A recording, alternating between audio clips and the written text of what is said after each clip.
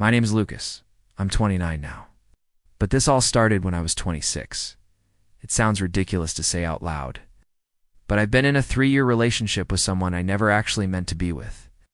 And before anyone jumps to conclusions, I'm not some heartless guy who let a girl on for fun. It was a mistake. It's a really stupid, honest mistake that turned into my entire life. I confessed my feelings to the wrong person over text, and instead of fixing it, I just didn't. I froze. I let it snowball into a full-blown relationship. It haunts me, honestly. I try to play it cool, act like it doesn't weigh on me every day, but it does. It's messed with how I see myself more than I expected. I think the worst part is how ordinary the mistake was. Nothing dramatic, no big turning point with music swelling in the background, just a text, a slip of the finger. I remember I was sitting at my desk, trying to write this perfect message to Clara, the girl I'd been in love with for years. We were best friends, talked every day, shared everything. Everyone thought we'd end up together eventually. Even our families had joked about it. I had rehearsed the words in my head over and over, and when I finally got the nerve to type them, my heart was racing so hard I thought I might puke. And then, with sweaty hands and zero double-checking, I hit send. And it went to Julia, Clara's roommate, who also happened to have a very similar name in my contacts. When I realized what I'd done, it felt like the floor dropped out beneath me. I went cold all over. I opened the chat and saw her typing almost immediately. For a second I thought maybe she'll realize it's a mistake and laugh it off, or ask me if I meant to send it. But no. She responded with this really sweet message. Something like, "I had no idea you felt that way. But honestly, I'm glad you said something." I just sat there, staring at the screen, heart pounding. It was like a train had just jumped tracks, and I didn't know how to stop it. I wish I could say I took a breath and corrected it right away, but I didn't. I panicked. I was scared of looking like an idiot, of hurting her feelings, of creating some weird drama between her and Clara. So instead, I replied, "I lied. I told her it was real." What happened next was like being stuck in quicksand. Julia started messaging me more and more, and honestly, she was nothing like I expected. She was kind, funny, and genuinely excited about this new thing between us. I kept telling myself it was temporary, that I'd find the right moment to tell her the truth and fix everything. That every time I saw her smile or caught that hopeful look in her eyes, I froze. It was easier to just keep going, even if it felt wrong. Meanwhile, Clara had no clue what was happening behind the scenes. I still felt close to her in a way, but there was this invisible wall growing between us. I was a liar now, living a double life with no clear way out. The first time we hung out alone, Julia showed up at my place with this nervous excitement I hadn't seen in years. We ended up watching movies, sitting close on the couch, and I remember feeling a mix of guilt and confusion. It wasn't Clara. It wasn't what I wanted. But Julia was there, laughing at my dumb jokes, touching my arm in a way that made me feel safe, even if it wasn't real love. I kept telling myself I was just being kind, that I owed her the truth soon. But the truth started to get buried under months of soon. Every text, every hangout, every small moment added another layer to the mess I was in. Julia's friends and family began to notice us as a couple, which made backing out impossible without causing a scene. The first time I met her parents, I was terrified. They were warm but intense, asking questions about my plans and intentions with Julia. I nodded through everything, pretending I wasn't about to lose myself in the biggest lie I'd ever told. Julia squeezed my hand under the table, eyes full of hope, and I wanted to scream at myself to stop.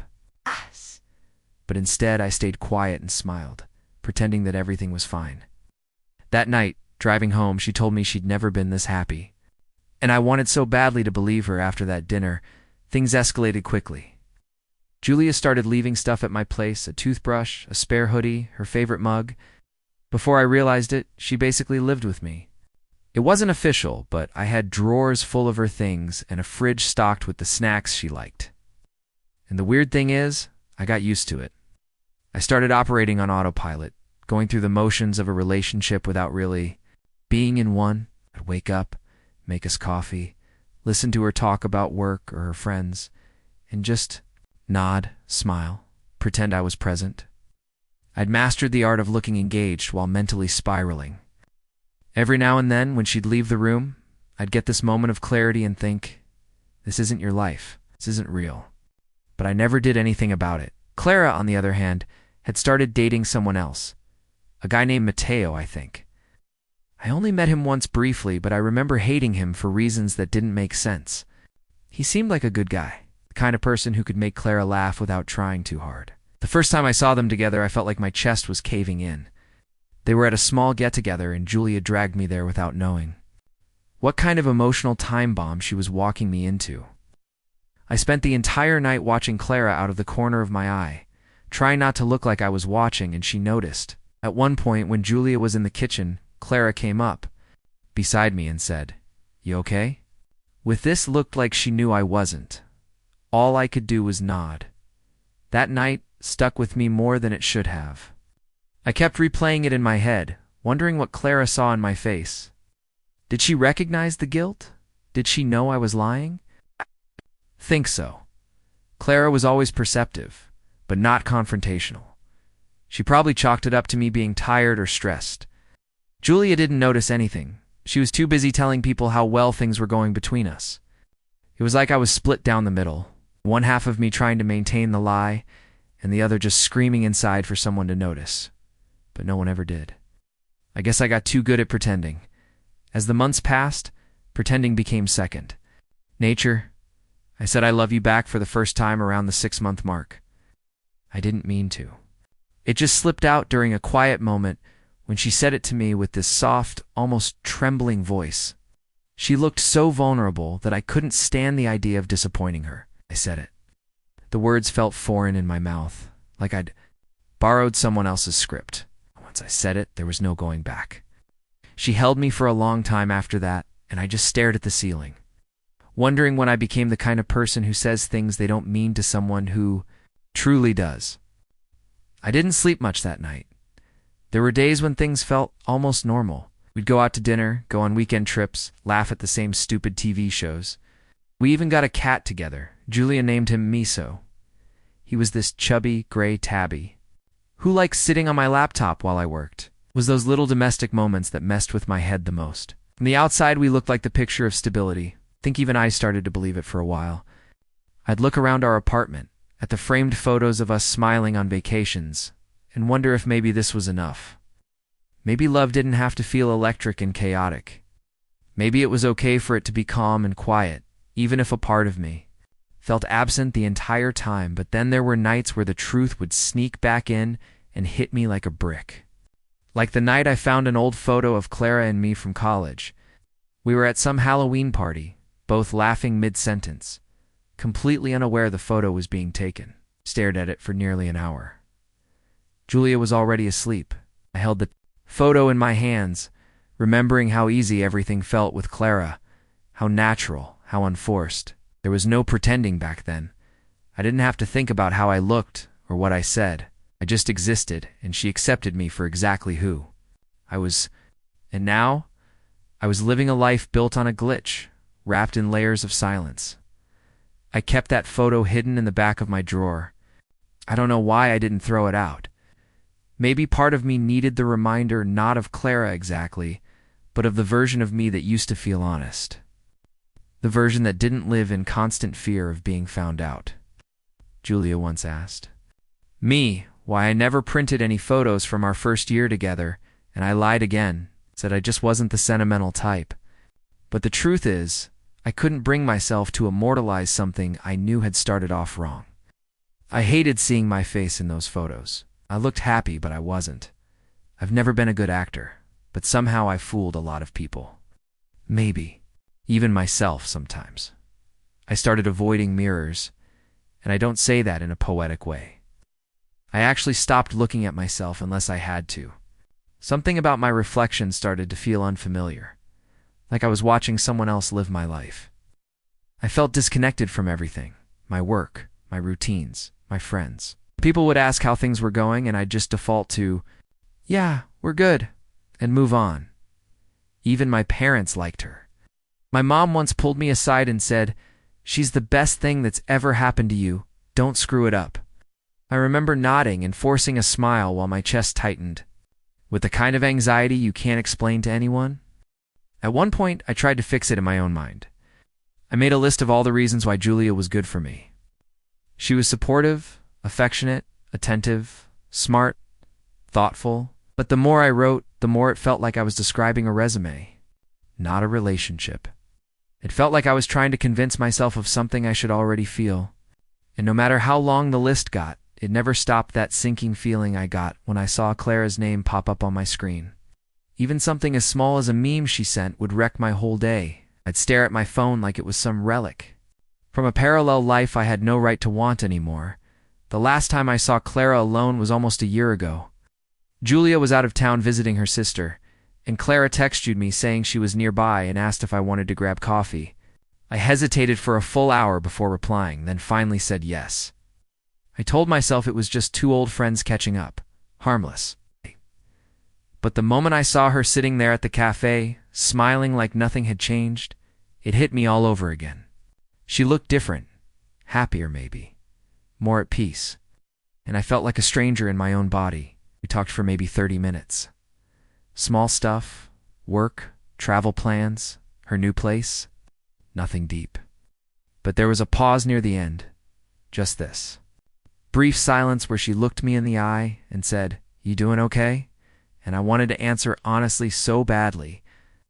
I wanted to tell her everything. Instead, I said, "Yeah, things are good," and immediately hated myself for it. That was probably the last chance I had to be real with her, and I blew it. She nodded like she didn't believe me, and we said goodbye with one of those hugs that lingers a second too long. I watched her walk away, and I knew right then that the door had closed. Whatever part of my life had Clara in it really had, her in it was over. I walked home alone, even though I could have taken a cab. I needed the cold air and the noise of the city to drown out the noise in my head. I remember walking past a bus stop and seeing a couple kissing under one of those flickering lights, and I just stood there staring at them like a ghost. When I got home, Julia had left me a voice message. It's just her saying goodnight and that she missed me. Her voice was so soft, so warm, and I sat on the couch listening to it on loop like some kind of punishment. I wanted to be the guy she thought I was. I wanted to feel the things she felt. But I didn't. I couldn't, and I hated myself for it. I stayed up all night that evening, sitting in the dark with a glass of whiskey, trying to figure out what kind of person I had become. Kept wondering, at what point does a mistake stop being a mistake and start being a choice? 'Cause if I was still here after 3 years, still lying, still pretending, wasn't that on me? Julia came back the next morning, all cheerful and full of stories about her niece and how they baked cupcakes and did crafts all weekend. I sat there listening, nodding at the right parts, laughing when I was supposed to. I don't think she noticed how quiet I was, or maybe she did, and just didn't want to see it. She hugged me tightly and said, "I missed you so much." And all I could think about was how I missed someone I hadn't even touched in years. I kissed her on the forehead and said, "I missed you too, because that's what you say when you're this far in." So at some point, you stop answering honestly, not out of malice, but out of pure survival. A few weeks later, she brought up the idea of getting engaged. It wasn't a proposal or anything formal, just a, "What do you think?" about next steps kind of conversation. I felt like I was being slowly lowered into a coffin. I smiled and told her it was something I'd been thinking about too. I lied again. It's what I do now. I don't know what's worse, that I keep lying to her or that I'm so used to it. I barely feel the weight of it anymore. We even looked at rings online for a bit, just casually, and she got so excited when she found one she liked. I told her it looked perfect. But in my head, all I could picture was Clara's face when she finds out someday, if she ever does, how this all really started. That night, I lay awake staring at the ceiling with the weight of 1,000 moments pressing down on me. Why? Imagined what our wedding would look like. Her friends smiling, her parents crying, and me standing there in a suit built entirely out of guilt. I could already hear the vows I'd never mean. I could feel the applause I wouldn't deserve. I imagined Clara hearing the news and giving one of those polite congratulations texts, the kind you send even when your stomach twists. And I wondered if she'd ever suspect the truth. Part of me hoped she never would. Part of me wished she had known all along. I wish I could say I finally came clean. That one day I just broke down and told Julia everything. The accidental message, the guilt, the years of pretending. But I didn't. I still haven't. Every morning I wake up beside her, make coffee, feed miso, and go to work like nothing's wrong. It's like living inside a bubble where time moves forward, but I'm stuck in the same moment from 3 years ago. I've built a life out of silence. It's not dramatic or tragic, just quiet and constant. Some people say the truth always comes out, but I'm starting to think that's not true. Some truths just sit inside you until they rot. Sometimes I fantasize about disappearing. Not in a sad or dangerous way, just packing up and leaving everything behind, starting over somewhere no one knows me, somewhere I'm not the guy who stayed silent. But I don't do it, I stay. Out of fear, maybe, or habit, or the weight of love I don't feel but can't bring myself to destroy. Julia deserves better, but I've trapped us both in something that feels impossible to undo. I wonder if she ever senses it, the way my hand lingers less, the way I zone out during conversations. If she does, she's never said anything. Or maybe she's pretending to, in her own way. Maybe we're both scared of starting over. It's been 3 years. And in all that time, the one thing I've learned is that a single moment can shape your entire life, even if it was never meant to. One wrong text, one hesitation, and suddenly you're living someone else's story. I don't know how this ends. Maybe we'll get married. Maybe one day I'll finally break and confess everything. Or maybe we'll just grow old in this quiet, comfortable lie. But sometimes, late at night, I still scroll up to that message I sent. In a Reddit like a ghost revisiting the moment it died. And I wonder if I had just double-checked the name before pressing send. Where would I be right now?